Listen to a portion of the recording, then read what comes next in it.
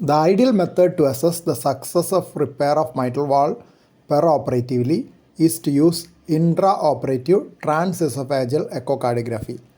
It gives excellent images and does not interfere with the sterility of the operating field.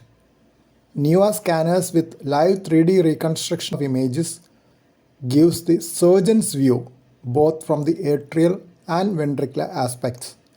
This makes assessment of residual mitral regurgitation very easy. Surgeon can revise the repair if needed as the chest is still open.